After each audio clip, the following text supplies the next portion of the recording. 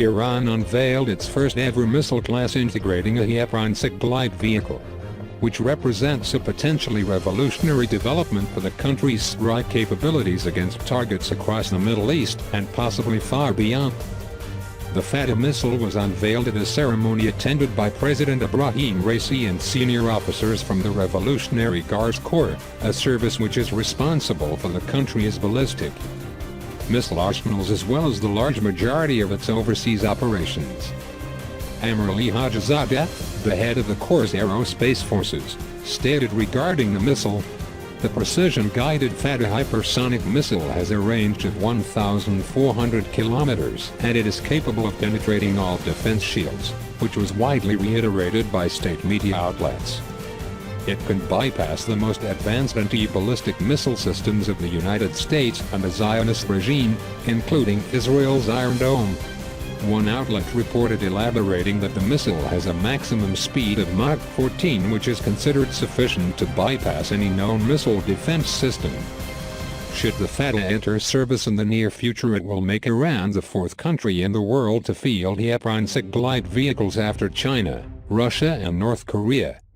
with the United States having faced multiple setbacks in its own rival programs and cancelled its own most promising program, the AGM-183A, in March after persistent failures during testing. The limitations of Iran's defense sector has brought its ability to independently develop hypersonic glide vehicles into question, with these technologies only thought to have been fielded by technological leaders in the field for under 4 years since China introduced the DF-17 missile in 2019. Russia introduced these assets in a limited capacity in December that year with the Zyklon cruise missile and the ICBM-mounted Vanguard glide vehicle. The Iranian missile industry, although being one of the world's largest, has long been far behind those of Russia, China and North Korea, which alongside a 4 decades history of major acquisitions of North Korean missile technologies has fueled speculation that the Fateh may also heavily benefit from Korean technologies. North Korea first flight tested a ballistic missile with a hypersonic glide vehicle in September 2021, with the Hwasong-8 estimated to have a range of approximately 1,800 kilometers. Iran first began exporting ballistic missiles to Iran in the early 1980s. With Iran being its first client after Egypt to acquire the Hwasong-5 Scud-derived missile, followed by the Hwasong-6 and Rodong-1, which were built under license in Iran, with the latter still being produced in improved variants and providing the country with its first strategic strike capability due to its long range.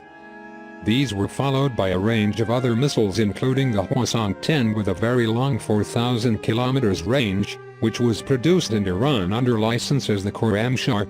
with other Iranian missiles having benefited significantly from Korean technology transfers and support from Korean expertise and components. Korean support for development of the Fateh would thus be very much in line with the trends of the last 40 years.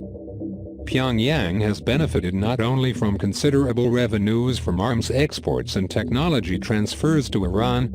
but also from further stretching American and Western militaries and attentions by bolstering key adversaries elsewhere in the world. Hypersonic glide vehicles are prized for their extreme speeds, which are sustained throughout their flight and not only in their terminal phases, as well as for their ability to maneuver in both course and pitch, which makes them highly challenging for air defenses to even detect. Their extreme speeds, allowing them to strike targets across continents within minutes, also significantly reduces adversaries' warning times. Such technologies have significant applications for the Iranian Revolutionary Guard Corps' arsenals, including for integration onto longer-range missiles capable of striking NATO territory, as well as for developing anti-ship missiles which could expand the already significant threat faced by American carrier groups. Iran's relatively modest conventional forces, which are built around tanks, artillery and aircraft largely from the 1970s, have made development of a more potent ballistic and cruise missile arsenals all the more important to its defense as an asymmetric and much less costly means of deterring possible attacks.